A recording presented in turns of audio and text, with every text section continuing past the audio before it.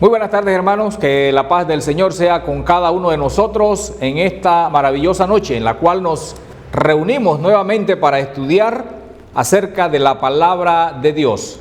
En el día de hoy vamos a estar hablando acerca de los 144,000 sellados, algo que nosotros encontramos en el libro de Apocalipsis, en el capítulo 7, versículo 1 al 17.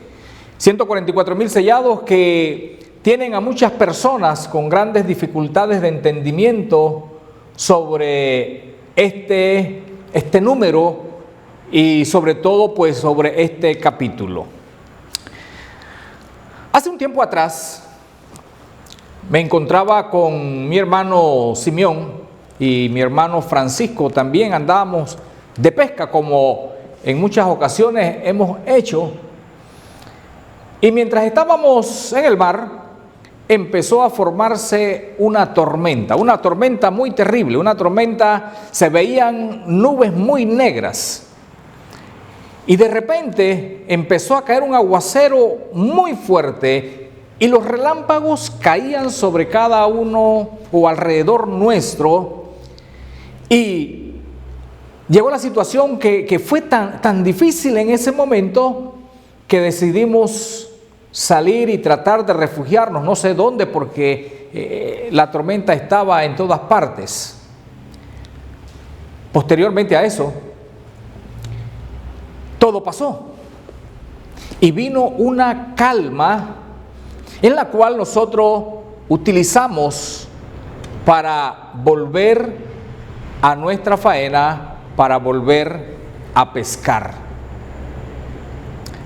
Una situación como esta, hermanos, es la que nos lleva precisamente a lo que nosotros encontramos aquí en el libro de Apocalipsis, donde lo que nosotros vemos a través de esta palabra es que Dios protege en tiempos de crisis. Este es el mensaje fundamental, este es el mensaje primordial que nosotros encontramos en este capítulo. Dios protege en tiempos de crisis para celebrar con nosotros en la victoria final. Ese fue el mensaje que el escritor mandó hacia la iglesia del primer siglo que estaba pasando situaciones muy difíciles.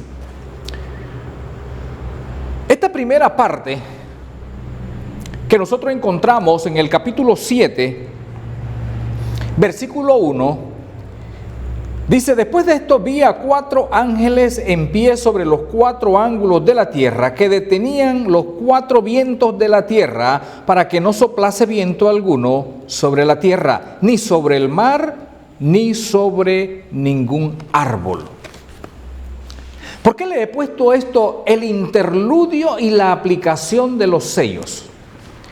Existe una discusión sobre este capítulo, porque algunos piensan que este capítulo o este panorama que nos brinda aquí, o esta descripción que nos brinda el escritor, no debiera estar en este lugar. Algunos piensan que debe estar entre el capítulo 6, versículo 11 y el versículo 12. Y es como si en medio de las dificultades nosotros encontráramos un momento de paz. Por ejemplo, en el capítulo 6, en el versículo 11, como ya hemos estado hablando acerca de los sellos, nos dice el versículo 11: y se les dieron vestiduras blancas y se les dijo que descansasen todavía un poco de tiempo, hasta que se completara el número de sus consiervos y sus hermanos, que también habían de ser muertos como ellos. Miré cuando abrió el sexto sello y he aquí un gran terremoto, y el sol se puso negro como tela de silicio, y la luna se volvió toda como con sangre. Pareciera ser que el escritor, probablemente piensan algunos, pues no quiso dar una secuencia ordenada de los hechos, sino que esta parte pues simplemente quiso ponerla en este lugar. Otros piensan que en la recopilación de los documentos sobre el libro de Apocalipsis, pareciera ser entonces que este se trastocó y fue puesto en este lugar. Porque si usted observa en las anteriores clases, cuando se hablaban de los sellos, cuando se abren los sellos, pues no hay otra cosa que destrucción para los pobladores de la tierra. Y cuando nosotros encontramos en el 11 que aquella multitud que estaba al lado de Dios en el altar, aquellas almas que estaban allá y reclamaron acerca de aquellos que estaban todavía en la tierra, se les dijo que no se preocupara, que a ellos, en este caso, dice que también ellos iban a ser muertos, pero que la venganza que ellos estaban pidiendo, pues en poco tiempo pues se le iba a dar. Entonces pareciera ser entonces que estos acontecimientos que se están narrando, donde se habla de el sello, donde se habla de que va a haber un momento en la cual pues los discípulos del Señor van a ser resguardados, parece que no había pasado antes de empezar a destapar o a quitar los sellos. Eso piensan algunos. Sin embargo, lo más probable, hermanos, cuando nosotros hablamos de estos acontecimientos, es que hay un periodo de paz, hay un interludio para que la situación pudiera ser mejor comprendida por aquellos que debían o aquellos que estaban sufriendo en aquel momento. Se habían dado la apertura de los sellos y tal como lo señalamos en el versículo 12, hubo terremoto, el sol se oscureció como tela de silicio y la luna se volvió en sangre, etcétera, etcétera. Hablando entonces de la destrucción que se iba a encontrar o que se estaba dando a través de aquellos 4 jinetes, como se habla o como se dice, los 4 jinetes del Apocalipsis. Y este periodo que nosotros encontramos del versículo 7 en adelante pareciera ser entonces una respuesta que se le da a aquellos que estaban en el versículo 11 diciendo: Señor, ¿y hasta cuándo nos vengarás? Y el versículo 7 es una respuesta entonces. El capítulo 7, versículo 1, es una respuesta que le da Dios a esas reclamaciones de esas almas que habían muerto. Pero también es una respuesta que se le da a la iglesia de aquel entonces que estaba sufriendo persecución a manos del Imperio Romano. Así que cuando nosotros vemos ¿cuál es el mensaje? Lo podemos ver en el versículo 3. Porque nos señala que se le pide algo. Hay un ángel que llega y pide algo a aquellos 4 ángeles que estaban en aquellas 4 partes de la tierra, aquellos ángulos de la tierra. ¿Y qué es lo que le dice? No hagáis daño a la tierra, ni al mar, ni a los árboles, hasta que hayamos sellado en sus frentes a los siervos de nuestro Dios. Vemos entonces, hermanos, que pareciera ser esta parte es la más apropiada, es la que nosotros podemos entender un poco más, que en momentos tan difíciles como era lo que estaba pasando la iglesia del Señor en aquel momento de persecución, pues había un mensaje que estaba siendo dirigido a la iglesia, para que aquellos hombres sufrientes pudieran tener esperanza. Lo que nos lleva entonces a entender algo muy importante, que es lo que tenemos del versículo 1 al versículo 8, y donde el punto central que nosotros podemos ver allí es: Dios estará a nuestro lado en momentos de crisis. Recuerde eso, hermano. Dios está a nuestro lado. Y lo que se le estaba diciendo a la iglesia en ese entonces, que Dios estará porque todavía no habían pasado los acontecimientos o que en ese momento estaba pasando los acontecimientos difíciles y ellos necesitaban una palabra que les pudiera decir a cada uno de ellos: Dios está con nosotros en momentos de crisis. Así que vemos algunas cosas interesantes en este capítulo 7, en el versículo 1. Porque nos dice de esta manera: después de esto, vi a 4 ángeles en pie sobre los 4 ángulos de la tierra, que detenían los 4 vientos de la tierra para que no soplase viento alguno sobre la tierra, ni sobre el mar, ni sobre ningún árbol. Vemos en primera instancia a 4 ángeles. A través de todo el libro, nosotros podemos observar, nosotros podemos ver que existen ángeles a través de todo este libro que son los que ejecutan los planes de Dios.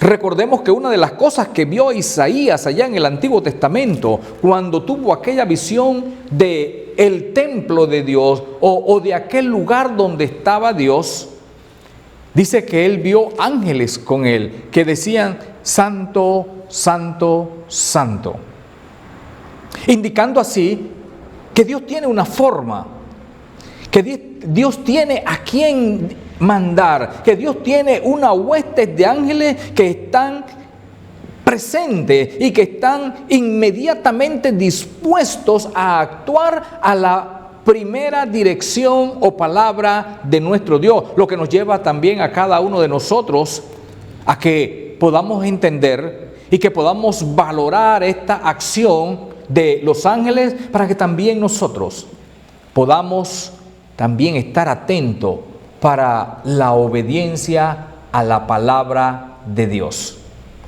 Pero algo que nos llama la atención aquí es que nos dice este versículo 1, que dice que estos ángeles, estos 4 ángeles, estaban en pie sobre los 4 ángulos de la tierra.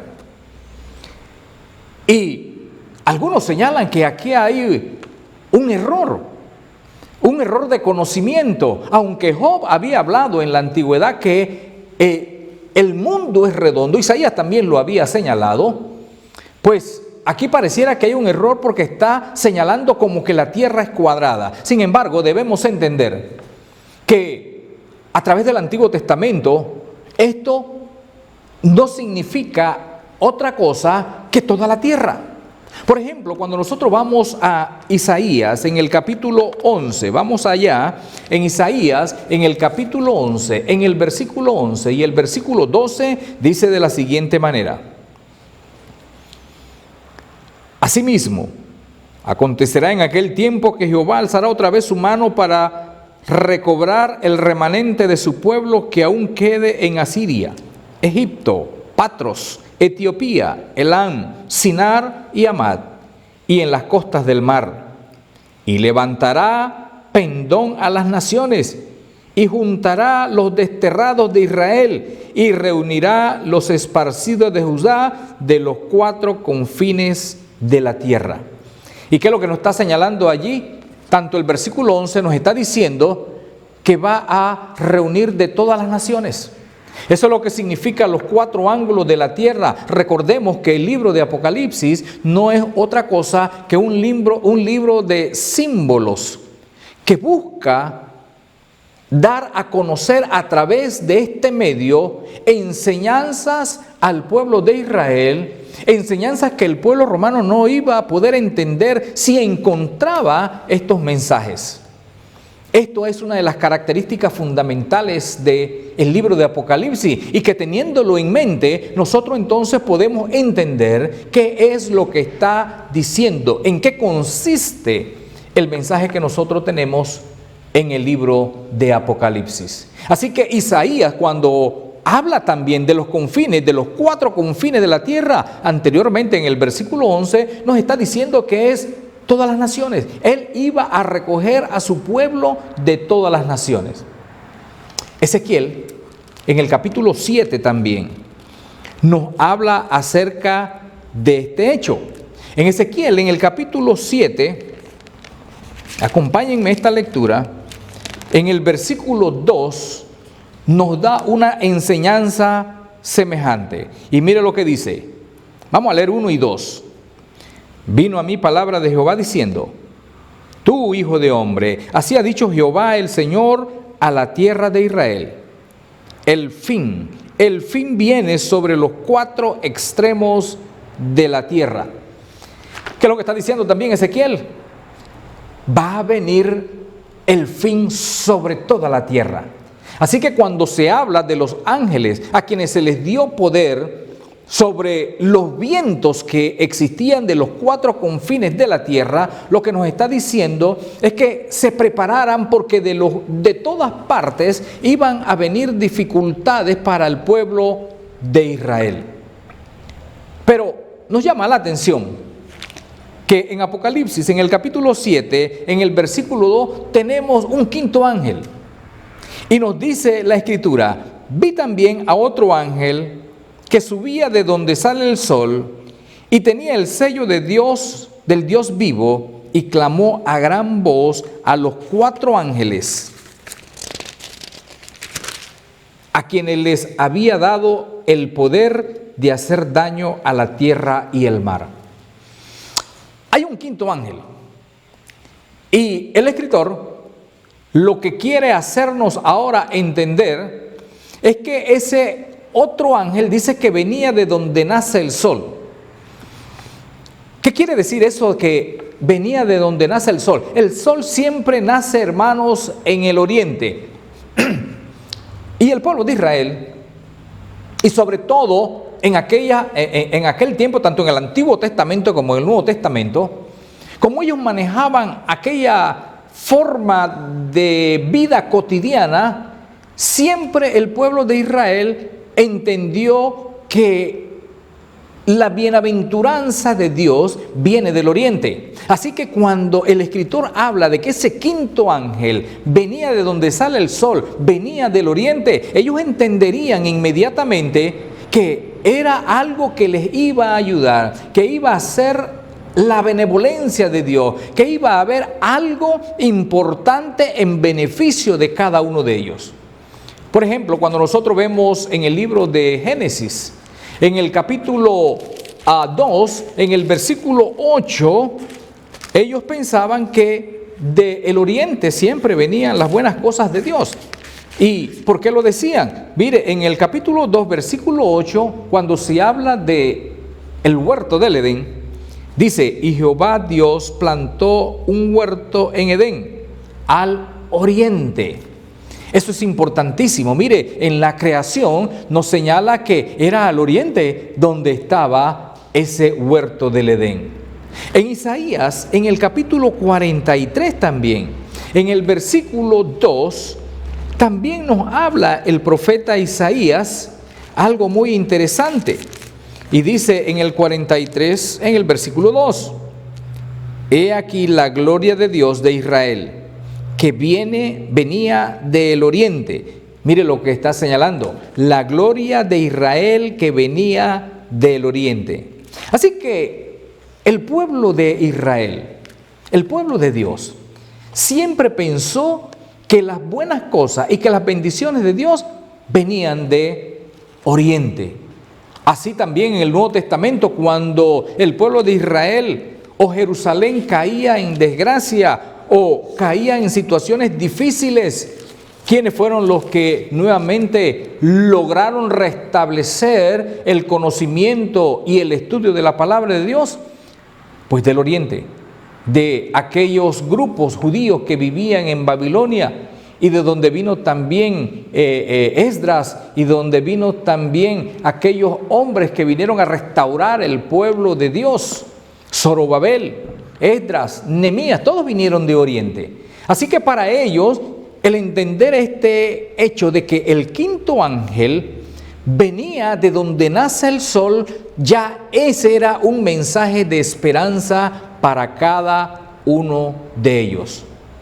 Ahora, cuando nosotros volvemos a Apocalipsis, en el capítulo 7, mire que en el versículo 3 nos dice, diciendo, el 5.º ángel dijo: no hagáis daño a la tierra, ni al mar, ni a los árboles, hasta que hayamos sellado en su frente a los siervos de nuestro Dios. ¿Cuál era el mensaje, hermanos? Ese quinto ángel traía consigo un sello. Dice que el sello del Dios viviente. Y con ese sello, lo que le estaba señalando a los 4 ángeles que estaban deteniendo a los vientos que iban a traer desgracia y ruina sobre la tierra, lo que este ángel le estaba diciendo a ellos es: deténganse un momento, hasta que selle a los siervos de Dios. En otras palabras, Dios está preocupado por su pueblo.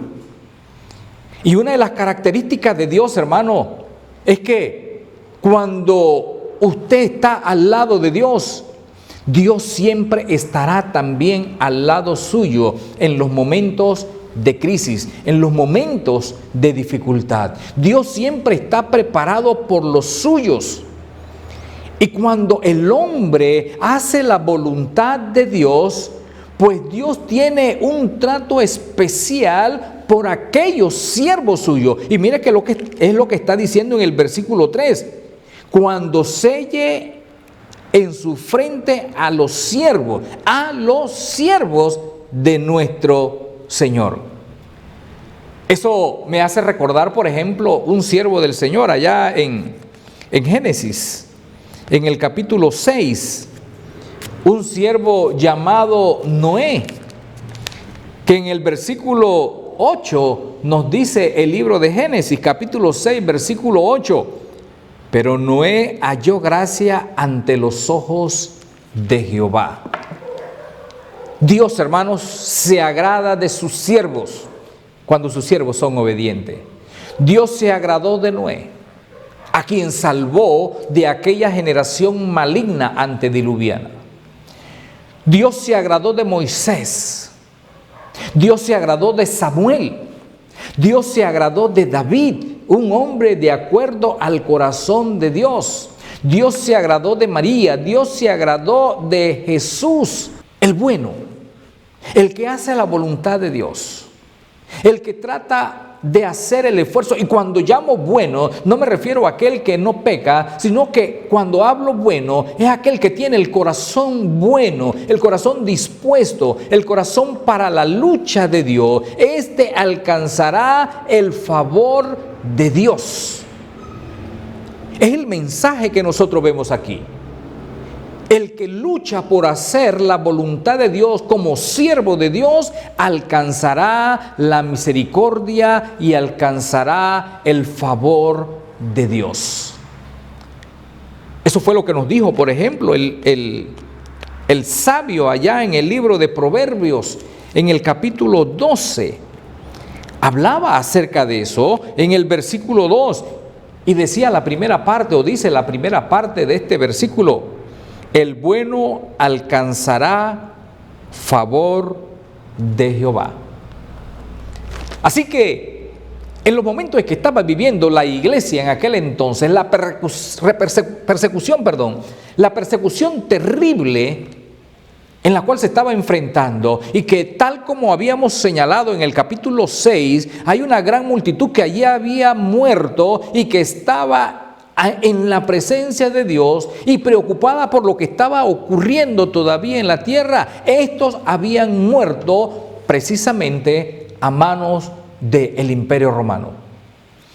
Recordemos que en el libro de los Hechos, en el libro de los Romanos y en otras muchas cartas, lo que nosotros podemos encontrar es aquella persecución terrible que había desatado el Imperio Romano hacia aquellos que eran cristianos y hacia el propio judío también, donde ellos tuvieron que irse a todas partes huyendo porque la situación era terrible.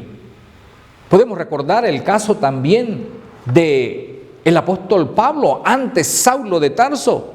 ¿Y qué era lo que hacía Saulo de Tarso según los primeros capítulos del libro de los Hechos? ¿No era perseguir a la iglesia? No era dar muerte. No dieron muerte a Esteban a punta, hermanos, de piedra. Esos fueron momentos terribles. ¿No perseguía a Saulo de Tarso a los cristianos y los arrastraba, los buscaba en su casa, los sacaba, los arrastraba, los mataba y los llevaba presos a los que tenían que llevar presos? Eso fue momentos difíciles que vivió la iglesia. Hoy quizás no tenemos esos momentos difíciles de persecución, pero probablemente pueden regresar, hermano. Hoy tenemos otras cosas que nosotros tenemos que estar preparados, porque este mensaje que está siendo enviada para la iglesia del primer siglo también nos sirve a nosotros. Aquellos, porque tenían una dificultad inmediata, tenían una dificultad al momento y que necesitaban realmente palabras de consuelo, como cualquiera de nosotros. En momentos difíciles necesita palabra de consuelo. He aquí la palabra de consuelo. El ángel le decía a aquellos 4 ángeles que estaban deteniendo al viento. Y recordemos, hermanos, que los vientos siempre que soplan destruyen. Tienen una fuerza increíble, son como corceles no domados a la que los 4 ángeles estaban deteniendo antes de soltarlo, y que manifestaba o significaba las grandes dificultades que iba a tener la iglesia del Señor. Y aquí el mensaje entonces del 5.º ángel: todavía no, hasta que yo selle a los siervos del Señor. Hablemos de los sellos. Y lo que nosotros podemos ver desde el versículo 2 es que Dios tiene un sello de protección para cuidar a los suyos.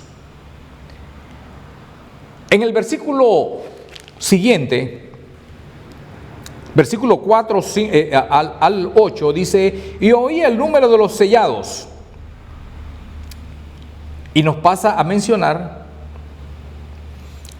que los sellados fueron 144,000. Y pasa a dar, sobre todo, aquí a las 12 tribus de Israel. Pero quiero hablar del sello primeramente. Dice que este 5.º ángel traía el sello del Dios viviente. Los sellos en la antigüedad, hermanos, tenían 3 aspectos muy importantes y fundamentales, 3 significados importantes. El primer aspecto importante de un sello, que normalmente lo utilizaban los reyes, era para identificar al dueño de algo. Cuando vamos a ver, por ejemplo, en el libro de Cantares, nosotros podemos ver en el capítulo 8, en el versículo 6, donde se habla del sello para reconocer al dueño. Y dice: ponme como un sello sobre tu corazón, como una marca sobre tu brazo, porque fuerte es como la muerte el amor, duros como el Seol los celos, sus brasas de fuego, fuerte llama. Pero me llama la atención la primera parte: ponme como sello sobre tu corazón. Identificar, aquí el punto central es identificar al dueño, porque está hablando del amor. Ese era un significado del sello. Esa era la razón de la existencia del sello: identificar al dueño. El segundo aspecto que nosotros podemos ver, la importancia de un sello, era asegurar la autenticidad. Eso lo podemos ver en el libro de Esther, cuando Esther nos habla en el capítulo 3, en el versículo 12. Mire lo que nos dice la Escritura. Esther capítulo 3, versículo 12. Entonces fueron llamados los escribas del rey en el mes primero, el día 13 del mismo, y fue escrito conforme a todo lo que mandó Amán a los sátrapas del rey, a los capitanes que estaban sobre cada provincia y a los príncipes de cada pueblo, a cada provincia según su escritura y a cada pueblo según su lengua. Y escucha esto: en nombre del rey Asuero fue escrito y sellado con el anillo del rey. ¿Cómo se utilizó allí, hermanos, ese sello que provenía de un anillo del rey? El objetivo fundamental era asegurar que lo que estaba escrito era auténtico. Así que no solamente el sello era para identificar al dueño de algo, sino también que el sello estaba con el propósito para asegurar que lo que estaba allí era auténtico, porque llevaba el sello del rey. Pero también, hermanos, otra función de lo que es el sello, nosotros lo encontramos en Mateo, en el capítulo 27, en el versículo 66. Esto tiene que ver con la muerte de nuestro Señor Jesucristo. Dice, entonces ellos fueron y aseguraron el sepulcro, sellando la piedra y poniendo la guardia. Otra función del sello, hermanos, era proteger el contenido, lo que estaba dentro, y así lo hicieron con lo que era el cuerpo de nuestro Señor Jesucristo. Pusieron el cuerpo allí y lo sellaron. El objetivo, nadie podía romper ese sello, porque tenía la autoridad del rey. Su contenido nadie lo podía tocar. Esa era la razón del por qué le pusieron el sello a la sepultura o aquel lugar donde fue sepultado nuestro Señor Jesucristo. Así que cuando el quinto ángel le dice a los 4 ángeles, no suelten todavía los vientos hasta que yo selle a los siervos del Señor, lo que les está diciendo es que los voy a identificar. El sello tiene el objetivo de identificar la pertenencia de Dios. El sello tiene el objetivo de asegurar que son verdaderos siervos de Dios, son auténticos. Y el sello, sobre todo, tiene la función de asegurar el contenido. Esa persona que iba a llevar el sello no iba a ser tocado. O en otras palabras, no es que no iba a ser tocado, sino que iba a ser protegido por Dios en esos momentos difíciles. Ahora, preguntamos, ¿en qué sentido estaban protegidos? Y es una buena pregunta para cada uno de nosotros, porque también es un mensaje para nosotros. ¿En qué sentido estaban protegidos? Pues dice que fue un sello que iba a ponerse en sus frentes. Y algunos piensan que tal vez es un sello que, una marca probablemente, como son las que nosotros estamos acostumbrados a ver. Sin embargo, cuando nosotros vamos a la Biblia y cuando nosotros buscamos el significado de esto, no era precisamente algo visible. Para eso, acompáñenme a lo que es el libro de Deuteronomio. En el capítulo 6, en el versículo 6 al 8, dice de la siguiente manera: y estas palabras que yo te mando hoy estarán sobre tu corazón, y las repetirás a tus hijos, y hablarás de ellas estando en tu casa, andando por el camino, al acostarte y cuando te levantes. Y la atarás como una señal en tu mano, y estarán como frontales entre tus ojos. ¿Qué es lo que quería Dios realmente dar a entender al pueblo de Israel en el libro de Deuteronomio? Mire que primero le está hablando de la palabra de Dios. Y le está hablando de la palabra de Dios porque es lo que vemos en el versículo 1, capítulo 6, versículo 1. Estos pues son los mandamientos, estatutos, decretos que Jehová vuestro Dios mandó que os enseñase, para que los pongáis por obra en la tierra la cual pasáis vosotros para tomarla. Y mire que señalan tres aspectos fundamentales en el versículo 8. Las pondrás en tu corazón. Y dice, la atarás en tu mano y la pondrás en tu frente. Los antiguos judíos entendieron que ellos tenían que poner unos pequeños receptáculos donde tenían pequeñas palabras que eran extraídas de la ley y la tenían en su frente. Y luego también en sus manos tenían filacterías con algunos pasajes. Y también empezaron a escribirla por todas partes. Pero ¿qué era lo que estaba realmente queriendo Dios de este pueblo? Dice que la tengas en tu corazón, que la tengas en tu frente. Y la frente del ser humano manifiesta los pensamientos, manifiesta que tú estás entendiendo, que tú tienes en tu mente esa palabra. Eso es lo que Dios quiere. Si tú la tienes en tu corazón, la tienes en tu mente, entonces tú las pondrás por obra. Eso es lo que está diciendo, para que la pongas por obra. David nos ayuda a nosotros a entender eso, porque David decía: lámpara es a mis pies tu palabra y lumbrera a mi camino. David decía: tu palabra es como miel a mi paladar. David decía: en tu ley medito de día y de noche. Esto es lo que quería nuestro Dios, y esto es lo que está señalando cuando dice que le iba a poner el sello en la frente. En otras palabras, es en el entendimiento del hombre donde se le iba a poner la palabra de Dios. Eso lo habló Jesús, por ejemplo, cuando habló y dijo aquella parábola de la siembra, o la parábola del sembrador. ¿Qué fue lo que dijo? Habló de la palabra.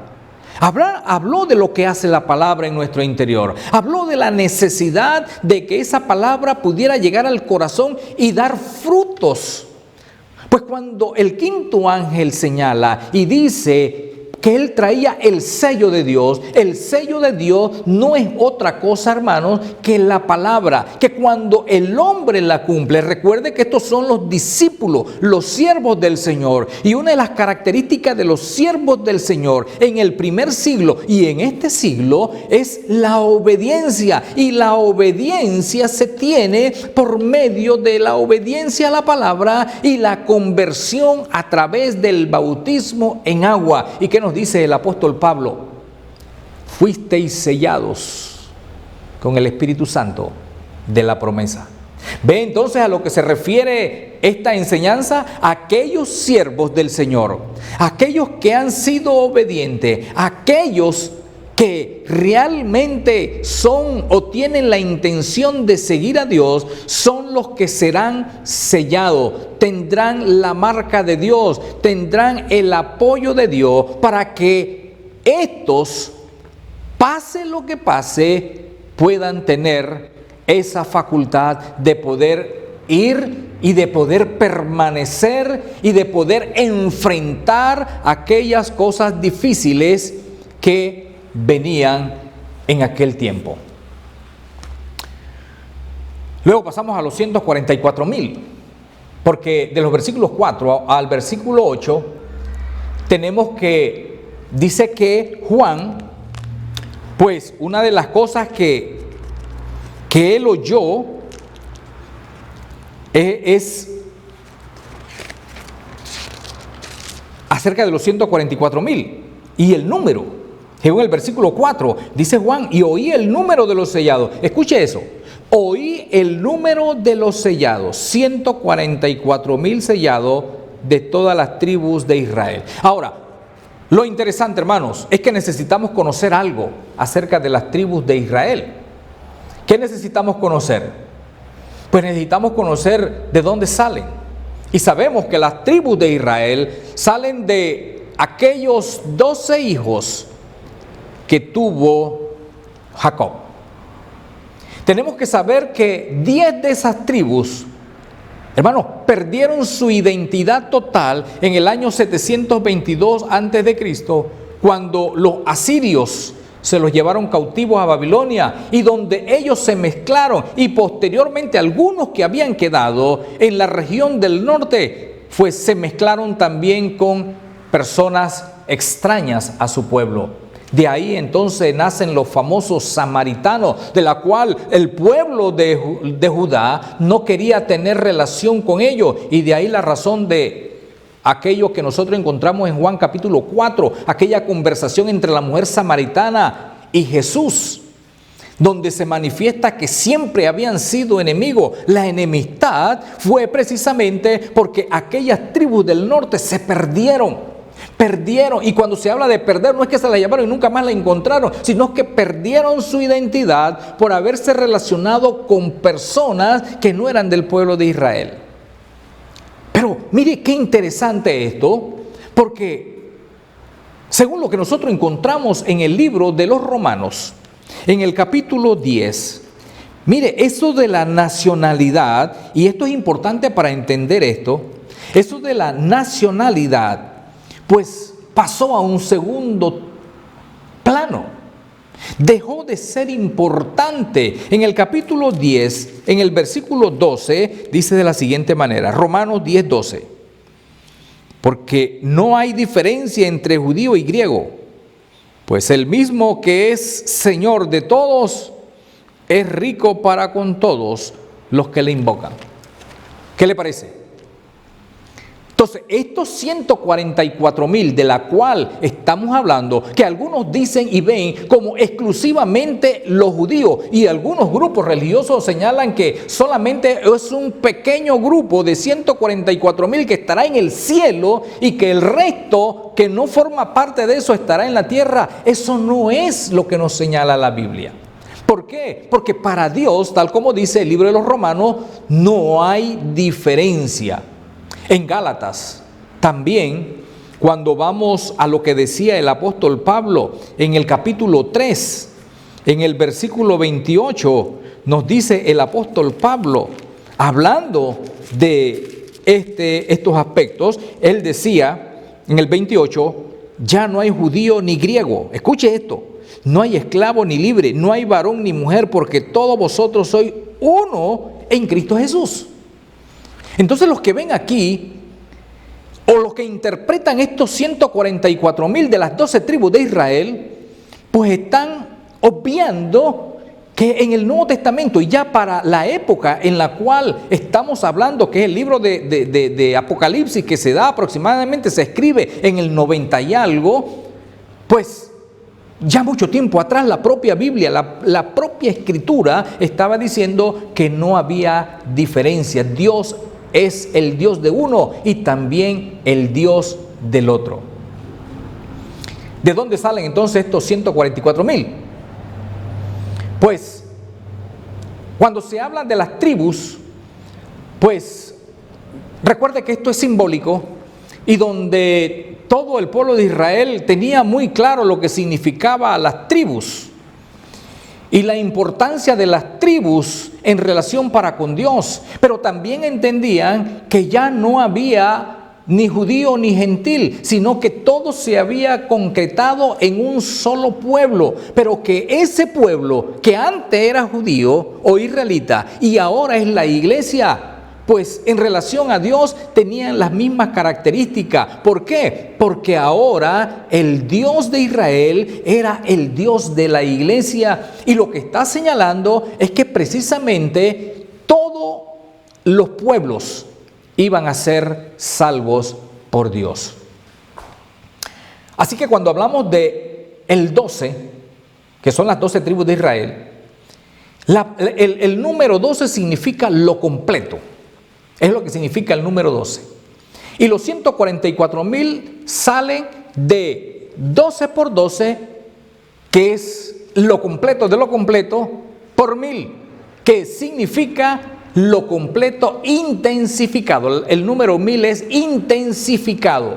Es decir, entonces, hermano, que los 144,000 que había oído Juan, está hablando que fueron todos los sellados, que eran todos los siervos de Dios y que no había quedado nadie por fuera. Porque recuerde algo, el ángel había dicho que solo los sellados eran los que iban, en este caso, a ser ayudados por Dios. Y que el que no tenía el sello, pues iba a pasar muy difícil y no tenía el apoyo de Dios. Entonces no podemos dividir a los 144,000 como exclusivos del pueblo de Israel y los gentiles cristianos en otro lado, porque no es lo que nos está señalando la Escritura. Los sellados fueron exclusivamente los 144,000, que significa lo completo de lo completo, intensificado. Significa que todos los siervos de Dios, sin excepción, serían sellados como aquel sello que los protegía. Es interesante también, hermanos, entender que el producto, que lo que nosotros tenemos aquí, que lo que se iba a dar, se está refiriendo específicamente a los cristianos. El objetivo era consolar a los cristianos. Ahora, hay la lista, cuando nosotros la vemos, en esta lista, nosotros podemos ver 3 listas aquí. Una, los hijos de Jacob, que es donde salen las 12 tribus. Y cuando nosotros vemos estas 12 tribus o estos hijos, primeramente empieza con Rubén, que es el primogénito. Rubén, Simeón, Leví, Judá, Dan, Neftalí, Gad, Aser, Isaacar, Zabulón y José. Y el último, el más pequeño, Benjamín. Esos eran los 12 hijos. De ahí salen las 12 tribus de Israel. Pero cuando vamos a ver ahora a como tribu, hay una variación. Porque resulta ser que son las mismas, pero que a Leví no se le consideró como tribu, o no se le dio parte en la tierra. Por lo tanto, se le excluyó, porque los levitas eran aquellos que estaban o eran encargados del templo. Pero para llenar, y esto era importante para el pueblo de Israel, para llenar el número 12, entonces se le dio parte y se contó a los 2 hijos de José, en este caso a Efraín y Manasés, sustituyendo así entonces a Leví, que no era contada como tribu, y quedando nuevamente 12. Pero cuando nosotros vamos ahora a la lista que nos menciona el libro de Apocalipsis, tenemos algunas variaciones. ¿Y cuáles son las variaciones? Que mire que la primera tribu que menciona el libro de Apocalipsis es la de Judá. No es la de Rubén, que era el primogénito, sino la de Judá. La pregunta es ¿por qué? Luego también, ahora menciona a Rubén, luego menciona a Gad, Aser, Neftalí, Manasés, Simeón, Leví, Isaacar, Zabulón, José y Benjamín. Aquí hay 2 cosas también interesantes que nosotros podemos observar. Uno, que mire, saca en este caso a Dan, no está contemplado allí. En la lista que menciona Apocalipsis, la tribu de Dan no se encuentra. En la lista que nos da Apocalipsis, la tribu de Efraín tampoco se cuenta. Y mete entonces, en vez de Manasés, o en vez de Efraín, mete a José. Todos estos cambios nos dan a entender entonces que definitivamente no se está refiriendo exclusivamente a las 12 tribus de Israel, sino que se está refiriendo a lo que es la iglesia del Señor. El propósito, recuerde, el propósito de este mensaje era consolar a los cristianos. Leamos Romanos en el capítulo 2. Romanos capítulo 2, en el versículo 28 y 29. Romanos capítulo 2, 28 y 29. Dice así la palabra de Dios. Pues no es judío el que lo es exteriormente, ni es la circuncisión la que se hace exteriormente en la carne, sino que es judío el que lo es en el interior. Y la circuncisión es la del corazón, en espíritu, no en letra, la alabanza del cual no viene de los hombres, sino de Dios. ¿Qué dice la Escritura? Ya no le interesa quién es judío en la carne. Ahora lo que le interesa es el que es judío en espíritu, al igual que la circuncisión en el corazón. Hermanos, A la iglesia se le llama el Israel de Dios. Y eso nosotros lo encontramos en Gálatas capítulo 6, versículo 16. Entonces, estos 144,000 es la totalidad de los siervos de Dios que reciben el sello para que puedan enfrentar las circunstancias difíciles que se estaban dando en aquel entonces. Pero de los versículos 9 ahora al versículo 17, que es aquí donde muchas personas se confunden, pues tenemos lo que es conocido como la gran multitud. Algunos estudiosos señalan que los 144,000 es únicamente la nación judía. Otro grupo por ahí dice que los 144,000 son los más santos que van al cielo, y se basan en que posteriormente, del versículo 9 al 17, viene lo que se conoce como una gran multitud, y que esa multitud entonces es de los gentiles. Nos dice entonces del versículo 9 en adelante, sobre todo del 9 al 14. Después de esto miré, y he aquí una gran multitud, la cual nadie podía contar, de todas las naciones, tribus y pueblos, lenguas, que estaban delante del trono y en presencia del Cordero, vestidos de ropas blancas y con palmas en las manos. Y clamaban a gran voz diciendo: la salvación pertenece a nuestro Dios, que está sentado en el trono, y al Cordero. Y todos los ángeles estaban en pie alrededor del trono y de los ancianos y de los 4 seres vivientes, y se postraron sobre sus rostros delante del trono y adoraron a Dios, diciendo: amén. La bendición y la gloria, la sabiduría y la acción de gracia y la honra y el poder y la fortaleza sean a nuestro Dios por los siglos de los siglos. Amén. Entonces uno de los ancianos habló diciéndome: estos que estás viendo de ropas blancas, ¿quiénes son? ¿Y de dónde han venido? Y yo le dije: Señor, tú lo sabes. Y él me dijo: estos son los que han salido de la gran tribulación y han lavado sus ropas y la han emblanquecido con la sangre del Cordero. ¿Qué vemos aquí, hermanos? Mire que anteriormente Juan dice, oyó el número de los que estaban reunidos, 144,000, y ya hablamos de eso. Pero ahora nos dice que he aquí, él miró una gran multitud.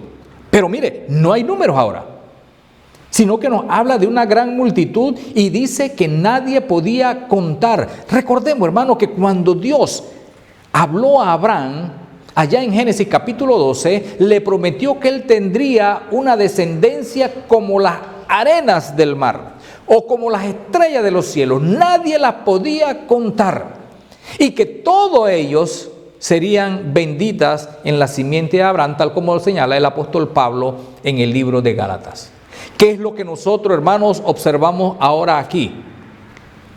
Hay una gran multitud. Ahora, hermanos, tenemos a la iglesia y el mensaje es: llega el momento de la salvación. Los primeros, y que estamos hablando de los 144,000, era un mensaje para aquellos que estaban sufriendo y que iban a ser sellados. Recuerde que el ángel le dijo: no hagan daño a la tierra, ni al mar, ni a los árboles, hasta que yo selle. Significa que el mensaje es para una iglesia sufriente en ese momento. Pero esto que estamos viendo ahora, del versículo 9 al versículo 14 y en sí al versículo 17, estamos viendo entonces una gran familia triunfante. O sea, otra escena, la escena que quiere mostrarle el escritor a aquellos que están sufriendo, que no importa qué pase en momento presente, que ya le había dado lo necesario para enfrentar las dificultades, pero que ahora, mire, tenemos una gran multitud. ¿Y qué tenemos? Están ante el trono de Dios. ¿Qué tenemos? Están también los ángeles. Están también los ancianos. Están también los seres vivientes.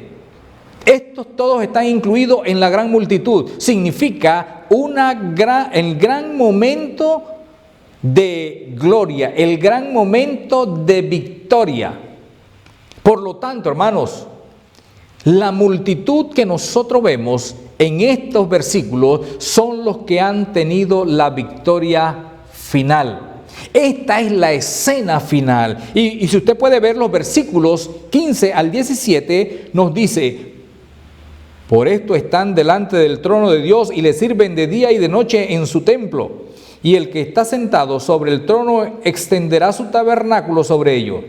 Ya no habrá hambre ni sed, y el sol no caerá más sobre ellos, ni el calor alguno, porque el Cordero que está en medio del trono los pastoreará y los guiará a fuentes de agua de vida, y Dios enjugará toda lágrima de sus ojos.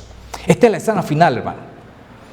Este es el mensaje, y es un mensaje que es para cada uno de nosotros. Al final, todos los que hemos sido sellados por estar luchando por obedecer a nuestro Dios, llegaremos a esa escena final. Lo que nos da aliento, lo que nos da alivio, lo que nos da esperanza, que aunque nosotros suframos en este mundo, Dios nos tiene preparado esa hermosa cena, esa hermosa reunión donde todos, dice, todos están reunidos. Allí estaban los 144,000. Y los 144,000 es el mismo grupo de la gran multitud. La única diferencia es que ahora se ve como todo un grupo, como toda una familia, y anteriormente se estaba viendo simplemente como aquellos a quien Dios le va a dar ese sello, y que se lo da precisamente para que puedan llegar hasta la presencia de Dios. Interesante lo que podemos nosotros entender, porque allá no estaremos sin hacer nada, hermano. Algunos pintan que al final de los tiempos nosotros estaremos como estas nubes que tenemos aquí, vestidos de ropas blancas y recostados con los brazos sin hacer absolutamente nada. No es lo que nos dice el escritor, sino que nos dice que Dios nos amparará, sino que nos dice que allí no tendremos sed, no tendremos hambre, no habrá calor alguno. Y dice: el Cordero, aquel que limpió nuestros pecados en su sangre, y que nos hace entender también que hicimos algo, que el hombre tiene que hacer algo para poder llegar a la presencia de Dios. A través de la obediencia y del bautismo llegará a un momento en la cual pues va a estar en la presencia de Dios, y nos dice que allí le alabaremos de día y de noche. Y cuando se habla de alabanza, estamos hablando de alegría. ¿Cuánto usted se alegra, hermanos y amigo, cuando hay que alabar a Dios? No tenemos un gran problema en nuestro tiempo de personas y hermanos que no les gusta reunirse porque les parece que no deben reunirse, o que una vez en la mañana está bien y ya no más. Mire lo que nos está señalando el escritor. El escritor nos está diciendo que una de las características de los sellados es que siempre están gozosos y deseosos de alabar a Dios, y que en el día final, cuando se dé aquella gran reunión de victoria, una de las características que nos va a identificar como sellados es la alabanza perpetua a Dios. Tenemos que luchar, tenemos que esforzarnos. Tenemos, hermanos, que en esta tierra, tal como lo hacía David, llegar a la comprensión y a desarrollar ese deseo de la alabanza a nuestro Dios. Dios enjugará toda lágrima, y ya no habrá más tristeza, ya no habrá más llanto. ¿Vale la pena? Claro que vale la pena, hermanos, llegar a esa gran reunión. Pero recuerde, solo llegarán los que han sido sellados, solo llegarán los siervos del Señor. Y los siervos del Señor son los que se esfuerzan. Recuerde esto, hermano, son los que se esfuerzan por hacer la voluntad de Dios. Dios me los bendiga en esta hora.